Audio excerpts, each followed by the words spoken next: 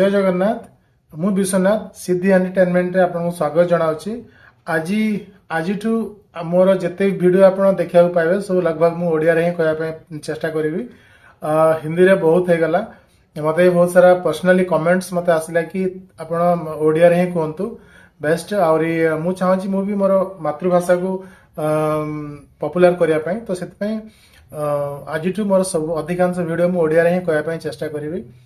तो ठीक अच्छे आज गोटे टॉपिक होची आमे आम घरे जिते भी सब परिवा चोपा आउ खाइबा पदार्थ खाइबा जिनस जहाँ सब नष्ट होची आमे खाऊन ताको आमे बाहर फगाड़ दउचो कि परिवा चोपा आलू चोपा पियाज चोपा ताको सब बाहर सब फगाड़ दउचो। तो से सब को आमे केमती गोटे यूज करि परि आमे ताको केमती रिसाइक्लिंग करि परिबा से जिनस रे मु आज आपन किछि कहया पय चाहूची। मु गोटे छोट टेक्नोलॉजी मो घरे मु यूज करूची आपण भी चाहे सेटा को यूज करें। तो कौन मु केमती यूज करुच्ची आउ कौन यूज करुच्ची सेटा मैं आपन को आज मु कहिकी ए वीडियो माध्यम मु आपन देखेबी। तो चलंतु आमे देखिबा से वीडियो। तो सांग माने देखंतु ए जो बाल्टी आपन देखुचंती ए बाल्टीटा होची आकु कहंती होम कंपोस्टिंग बाल्टी। ठीक अछि एटा सब हिंदी रे लिखा है मु आपन देखे देउची। एटा ए बाल्टी को कहंती होम कंपोस्टिंग बाल्टी। ठीक अछि देखो हिंदी रे लिखा है होम कंपोस्टिंग। तापर ये बाल्टी रे कौन कौन लिखा है आपको हिंदी रे देखे दूसरी जदि आप हिंदी पढ़ीदेवे ताहले बहुत ही भल हम।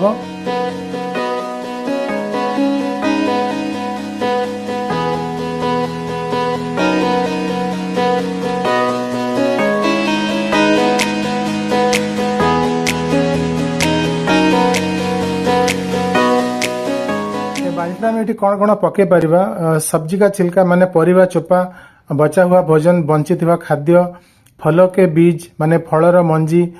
फल के छिलके माने फलर चोपा तापरे गिरे हुए पत्ते जो पत्र गुड़ाक सुखी जाउची। तो ये सब जिनस आम इत्यादि आम एथरे फूल जो पूजा करुवा जो बंची जाउथया फूल ठाकुर फूल ये सब आम एथरे पके परिबा। ठीक अच्छे ये बाल्टी रे कौन होची एटा होची होम कंपोस्टिंग स्वच्छता ही सेवा है। माने आम अधिकांश देखिबे घरे सब परिवा चोपा बाहर फोकाड़ दौरान तो बाहर फोकाड़े कौन होची सेटा गोटे प्रकार पची सड़ी की नष्ट होची कि सेटा किछि काम रे लागि पारु नाही। तो आमे ताऊ केमती सार आमे ताऊ गोटे कंपोस्टिंग सार भावर आमे ताऊ केमती व्यवहार करि परिबा सेईटा से केमिति करबा ताकू मु माने आपन को एई बाल्टी रे तार टेक्नोलॉजी अछि आमे मु आपन को सेटा मु देखेबी। तो एथि फास्ट आमे कोन करबा ए बाल्टी भितर ऑलरेडी मु किछि परिवा चोपा ऑलरेडी मु एथरे किछि पके सारी छी। ठीक अछि तो आज आउ थरे आपन पके देखिबी आउ सेकंड जो प्रोसेस अछि मु आपन कहि दोछि। आमे एथरे परिवा चोपा जहाँ भी रहिला देखंतु एठी मो पार अछि किछि परिवा चोपा एठी मो पाखर अछि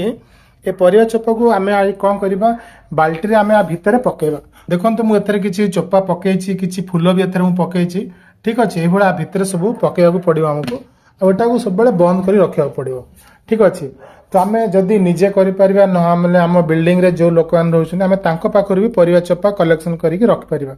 एथे परिवा चोपा को आम पकेबा पकेला परे कौन हम कौन हम ना ए 15 दिन भितर लगभग बाल्टीटा फुल हो मैक्सिमम 15 दिन भितर बाल्टीटा फुल हो फुल हो गला आम कौन करवा से जो एथे गोटे प्रकार डस्ट अच्छी या भितर होम कंपोस्टिंग बायो कल्चर आ भितर किसी गोटे प्रकार माने पाउडर टाइप रो अछि मुझे खोली नहीं बट आ भितर अच्छी। तो एथुरु आमे कौन करिया गोटे कप पानी रे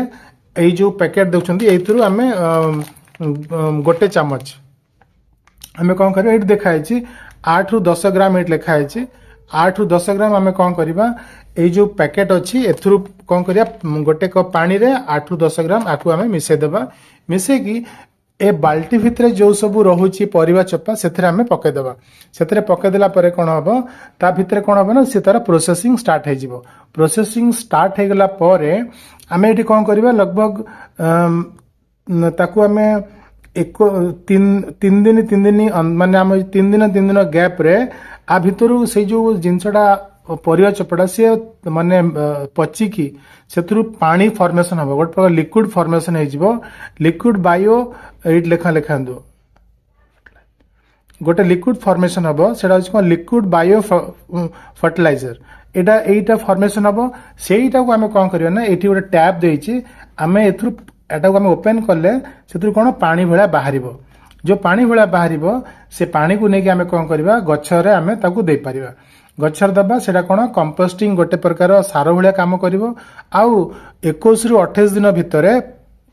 ये बाल्टी रे बाकी जो जिनस सब खत भाया सी कौन खत आकार रे हेकि रहइबो आमे जो खत गुडाक गछरे दउछु से खत भाया हेकि रहइबो आमे कौन करबा से खत को नेकि आमे बाकी गछरे भी आमे दे पारिबा तो एथुर कौन हबो ना आउ गो ग्रीन रो जो हमर जो ड्रीम रहउछि आमे एनवायरनमेंट को आमे ग्रीन रखि पारिबा आउ स्वच्छता पर आमे किछि काम करि पारिबा तो यही जिनसटा मु घरे इम्प्लीमेंट करूची फास्ट टाइम मु आनी एटा को एबे जे एथरे स्टार्ट हेइनी देखंतु मु ओपन करूची किछि लिक्विड आसुनी तो आज मु आपन आउरी एतिको परिवा चोपा अछि जोटा मु आपन को देखि एथरे पक्कै के देखेबी देखंतु परिवा चोपा को कोन करी आनी के भितर एमती पक्कै देबे भितर पडला परे एठी कोन अछि एई जोडा देखुचंती आ तळे गैप अछि कम से कम 1 इंच रो गैप अछि से गैप रे कोन हबो ना से पानी जमिबो जो आरो जो